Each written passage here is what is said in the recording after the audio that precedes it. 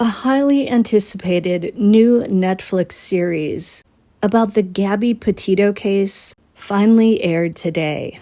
It's comprised of 3 episodes, and in it we get an up-close view into Gabby Petito's relationship with Brian Laundrie.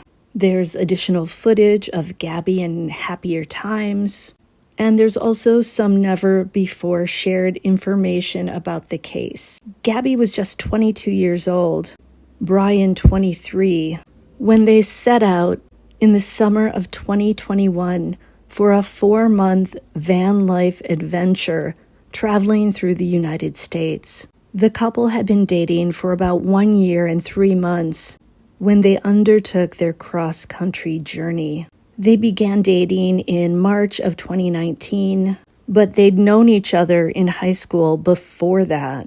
They reconnected after they graduated.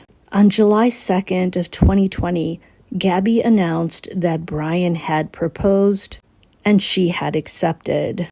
Note that Brian failed to ask Gabby's father for his permission to marry Gabby. And actually, Gabby had 2 sets of parents. Her biological mother and father stayed together until Gabby was 6 months old, but they agreed to put Gabby first and work together on raising her. So Gabby had 2 fathers who adored her and 2 mothers who adored her as well. She was an incredibly gifted artist. Her drawings display exceptional talent.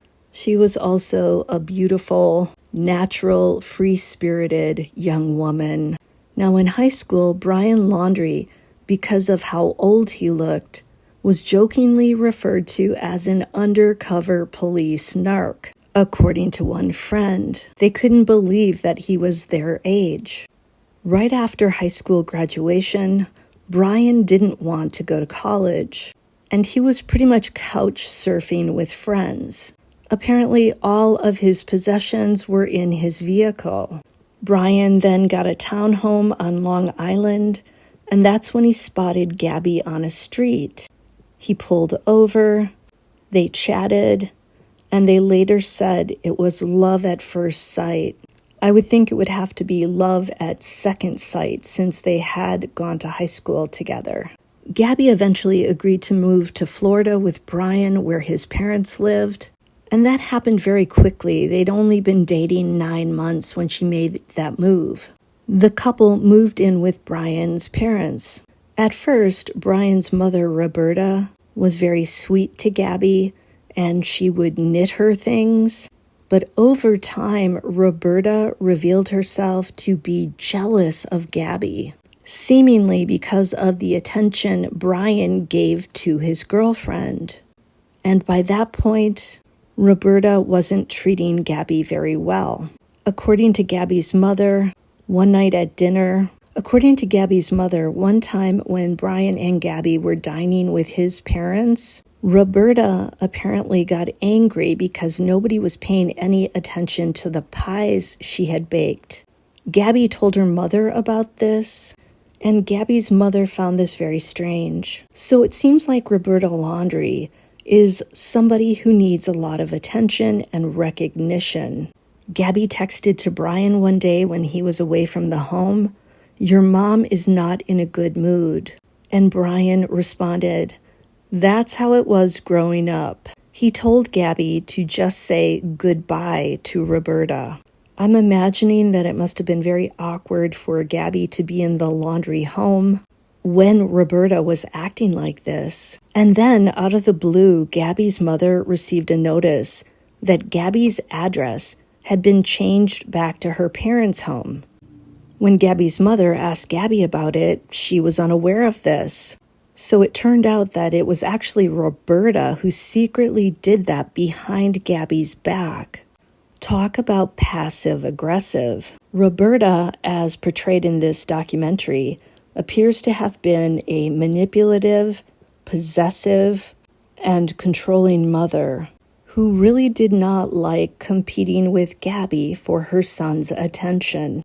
Gabby later made a female friend in Florida And that friend seems to have been the person who offered Gabby a safe, happy place and friendship and a lot of fun.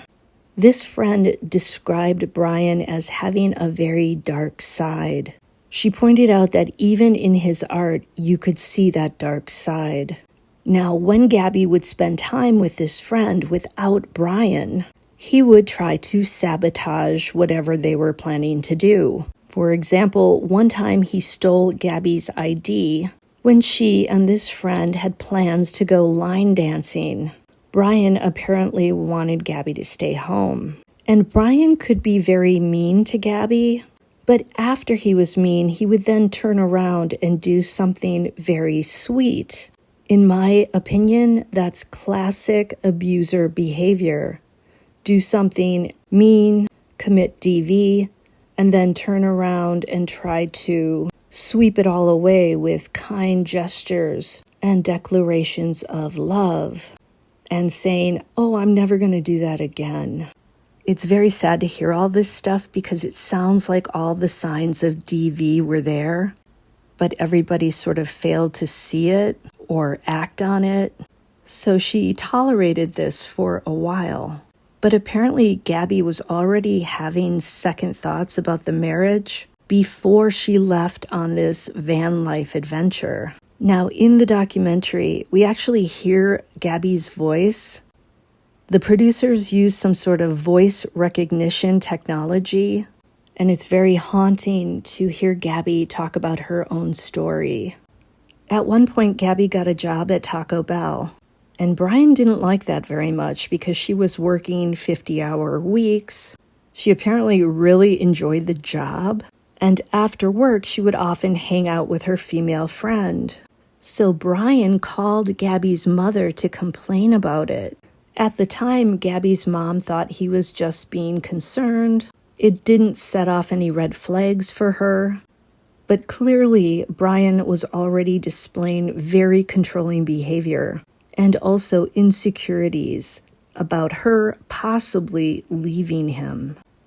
Gabby's friend believes that Brian agreed to this 4-month trip and was very happy about it because it would be an opportunity to isolate Gabby from her family and friends. I mean, he'd have her out there in these canyons, remote terrains.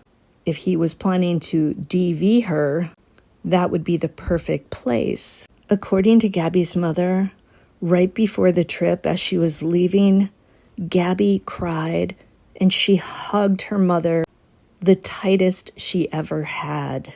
And Gabby's mom told Brian, take care of Gabby and keep her safe. According to Gabby's friend, Brian thought Gabby's vlogging for this trip was a stupid idea.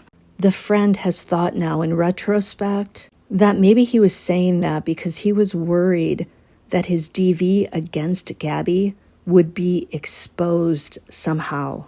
And Gabby apparently felt that she spent too much time on her phone trying to create this vlog. She even expressed feeling gratitude that Brian stayed with her and tolerated her, even when she was spending so much time looking at her phone.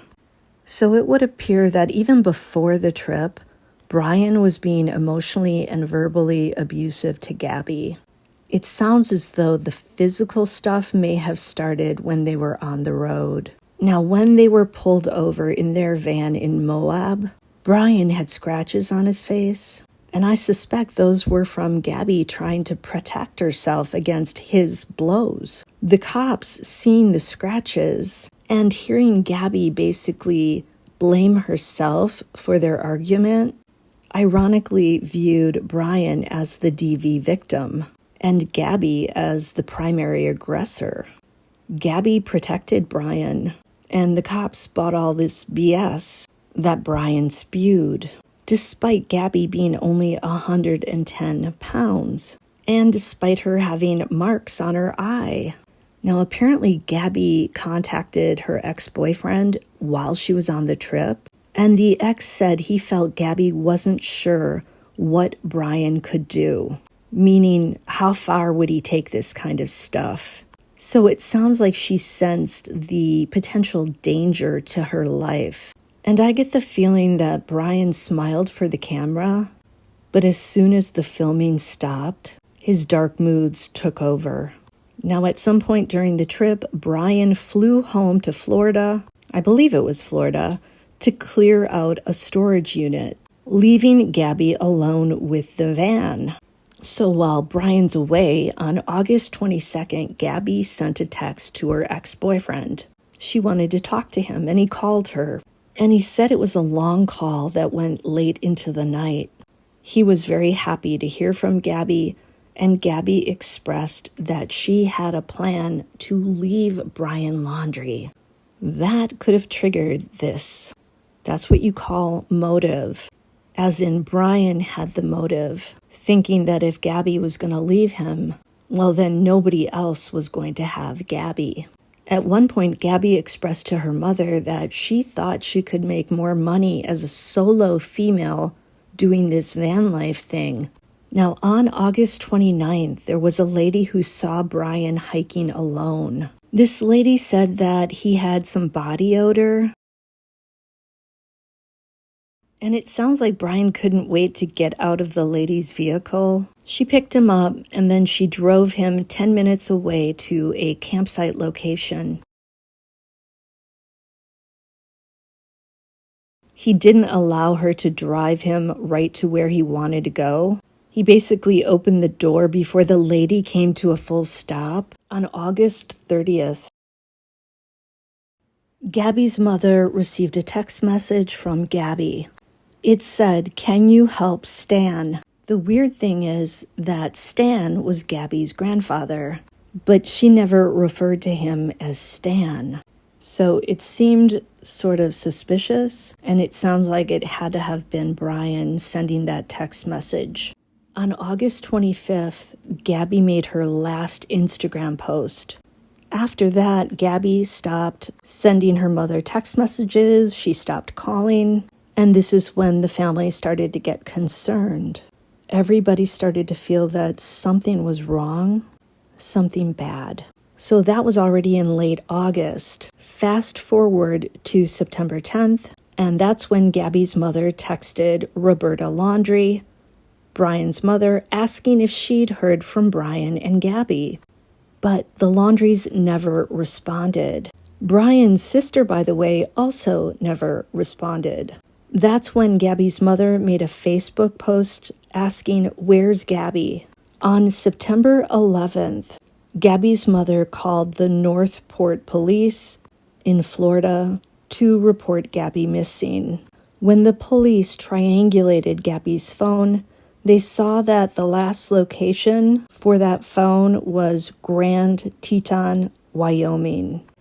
And late September 11th, the police went to the Laundrie home. Mr. and Mrs. Laundrie answered the door, but they said they would not speak to the detectives, and they also said that Brian would not speak to the detectives. They said he was home, he was alone, and they had hired an attorney. The story was that Brian had left Gabby in a hotel back in Wyoming, and he'd driven home. And that's when Gabby's family really knew that something was very, very wrong. The police in Florida didn't seem very interested in helping Gabby's parents. It looks like the police in Suffolk County were more proactive. They felt that Gabby not contacting her parents when she had always been a regular communicator was suspicious. And still, the Laundries kept their mouths shut and said they didn't know anything about Gabby. Talk about the ultimate enablers of their son. They showed zero concern for Gabby, for her family, for her siblings. The police finally seized Gabby's van from the Laundrie's driveway. A sweeping search of Grand Teton Park ensued, but there were 20,000 square miles at first. That could have been where Gabby had last used her cell phone. In this area, there were steep canyons, there was a creek. The search was done by people on horses, drones, side-by-sides. The police were also keeping an eye on the Laundrie home in Florida. By now, protesters had turned up, and still the Laundries did not cooperate. In fact, they even went on a Fort DeSoto. It was Brian, his parents, and his sister, her husband, and her kids. So while Gabby's parents were flipping out and terrified and so worried, the Laundries were out having a good time, having a camping trip. Now, on September 17th, the police got a tip that something was going down at the Laundrie home. The Laundries wanted to report Brian missing. They said he'd been missing since Tuesday, so by that point, he'd been gone for days. And as soon as Gabby's parents learned that Brian was missing, of course, this created more agony for them.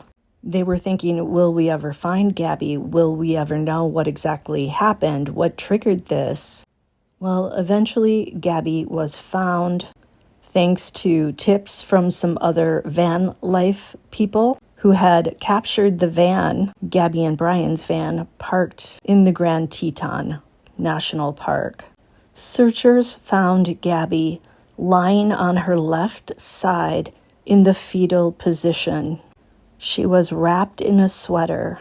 Her boots were off, and they were near what looked to be a burn scar from a fire. The police have described it as she was not laying in a natural position. It was pretty obvious that the scene had been staged. Her blonde hair was popping out from her hoodie. Later, the autopsy revealed that she died from blunt force trauma, as well as somebody using their hands around her neck, if you know what I mean. Sadly, one of her fathers, her stepdad, had to go and identify her. He knew right away it was Gabby, and so he had to be the guy not only to identify her, but also to let everybody know that she was no longer alive. Now, this documentary kind of jumps around with the time. So the police start talking about what happened just prior to when Gabby basically went missing. They mentioned August 27th and the 1 p.m. hour when Gabby and Brian were spotted at the Mary Piglet Tex-Mex restaurant in Jackson, Wyoming. Gabby and Brian apparently had some sort of argument inside the restaurant. It sounds like there was a problem with the food. Gabby was actually crying. They then drove to the Whole Foods grocery store where they were spotted on a camera. After that, they drove to a place called Spread Creek in the Grand Teton National Park, and their white van was spotted on the side of a road at some point between 6 and 6:30 p.m. At 7:15 p.m., Gabby sent a text message to her mother. At 8:32 p.m., Gabby was busy moving computer files around. After that is likely when something very bad happened to Gabby. Brian Laundrie then bizarrely went out and took a hike. He took photos. He also had a 55-minute call with his parents. After that call, Brian's father called an attorney, and then there were more calls between Brian and his parents. On August 29th, Brian Laundrie was picked up by somebody named Miranda Baker, and texts that were sent to Gabby's phone were not shown as being read until Brian Laundrie got back to their van. So it looked like Brian was trying to create an alibi for himself with this hike. Sort of like, oh, I was away, and when I came back. Brian also used Gabby's credit card. He used Zelle to transfer $700 from her account to him. After Gabby had been found, her family traveled to where that body had been located, and they brought her friend, they brought her siblings, and they said that they could feel her spirit there, and they spread her ashes in that area because it was so beautiful. And they believed that that was what Gabby would have wanted. Personally, I found that a little bit surprising because I don't think I'd want my own ashes in the location where my deceased body was found. But that's just me. And really, would I care if I wasn't around? That obviously makes no sense. Now, the family took a picture of all of them standing there near that area, and when they went to look at the photo, there was this giant orb smack in the middle of them, and they believe that that was Gabby. And we all know what happened to Brian Laundrie. He once again set off to go hiking, only this time he carried a weapon with him. He carried a waterproof bag that had his mother's burn after reading note in it, where Roberta Laundrie told him basically that wherever he is, she will always bring the shovel and help him bury the body. So it's pretty obvious where Brian Laundrie got his lack of morals from. I don't know what's wrong with Roberta Laundrie, but there's definitely something very, very wrong. And I will say there has to also be something wrong with her husband. It is not okay to treat another family the way they treated Gabby's parents and Gabby's siblings. And Brian's body was later found in that Florida hiking wildlife area, and basically it was down to the bone. But they were able to see that he had unalived himself in the head. He is and will always be such a coward. These days, Gabby's parents do their best to live life fully and to try to be happy. But of course, the thought of Gabby is always there, and there's always going to be sadness. However, the work they're doing for victims of DV is saving lives. So that would be the rainbow in this story, that Gabby can somehow help other victims of DV and hopefully keep them from the fate that she suffered. So that's my take on this 3-episode Netflix series. Clearly, I binge-watched it today, but you really should see it. I clearly did not give you the full idea of what's in there. I'm just sharing the highlights. Please like, share, and subscribe, and I will see you next time on Bed Crime Stories. Rest in peace, beautiful Gabby.